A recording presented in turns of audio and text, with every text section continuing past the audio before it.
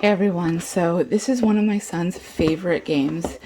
So he's in fourth grade, and this is how we have been having fun learning all about US geography.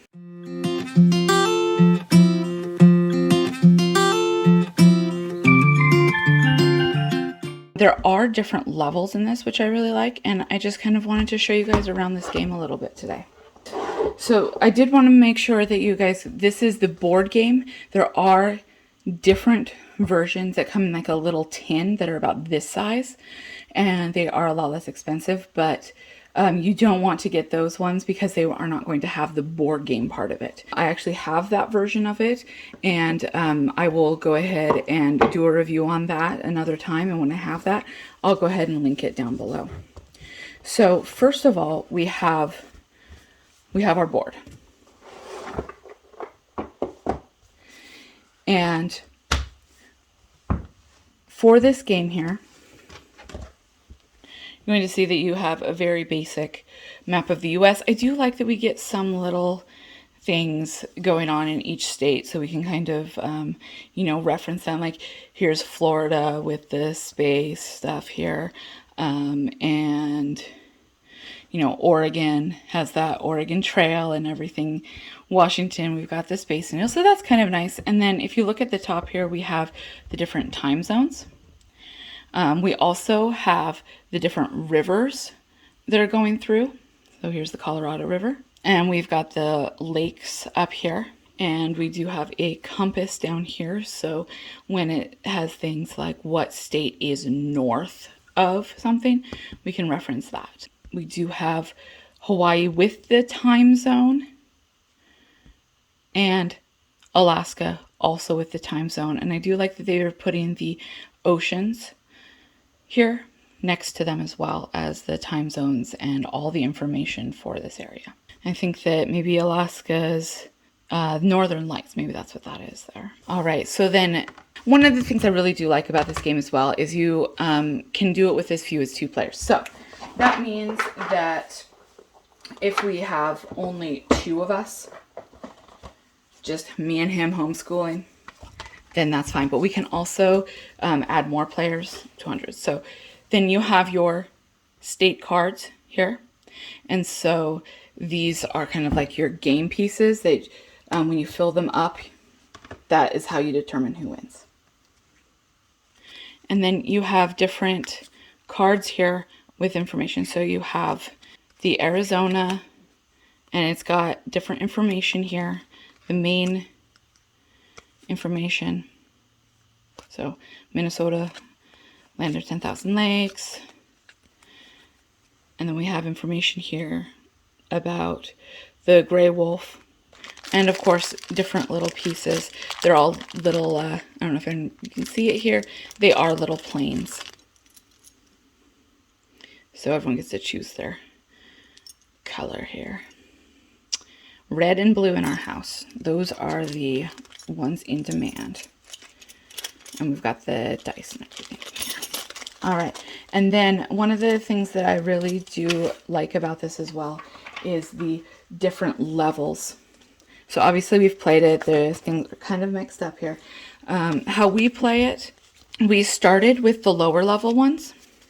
So you'll see that the cards on them, they're going to say, this one says 3rd and 4th grade. And then this one says 5th grade and up. So we started with the yellow cards, the 3rd and 4th grade, at the beginning of this year, 4th grade. And then they kind of became easy. And so we just mixed them all together. So it could be either. But you can absolutely keep them separate and play the game like that. So we can just find an example here, one of the 3rd and 4th grade cards. So you would have one person reading the card and the other person saying the answer. So where would you find a peak on a mountain? Top, bottom, or middle? And you do see that you have the answer highlighted here. So it can be a problem that we can't let the person read it. And here's a optional other true or false. You can drive from Washington State to Alaska without crossing any other borders. And I do like that it gives a little explanation here as well. And then if we look at some of the green cards, find the largest city in the smallest state.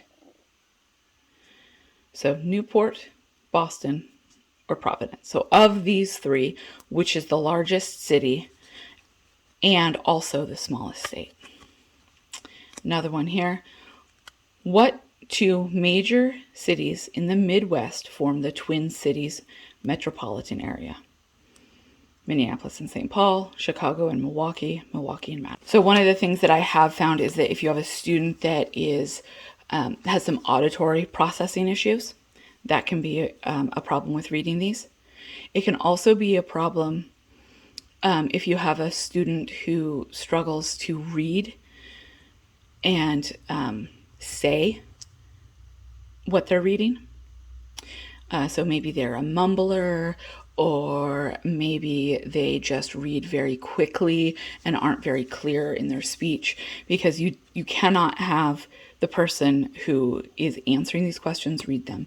But if you did have more than two players, you could have somebody else read the cards.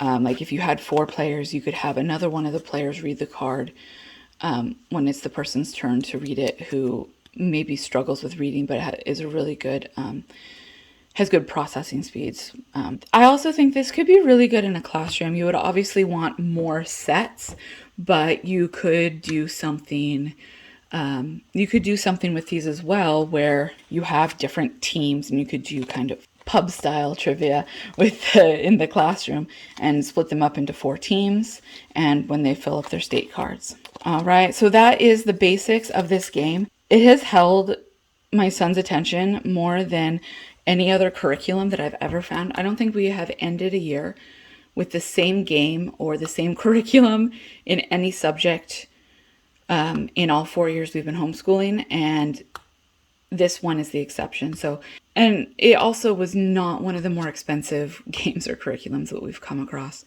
I'll go ahead and link it down below. This was not a sponsored video. This is just something that we have used, but the links that I put in the description will be affiliates. That just means that if you end up purchasing it, I might get some money, but it does not cost you any additional. So I always appreciate it when people use those links. And if you would like to get more reviews and more information about when we have more videos up, just go ahead and hit that subscribe button, and hopefully we will see you back here another time. All right, guys. Thanks so much for joining us today.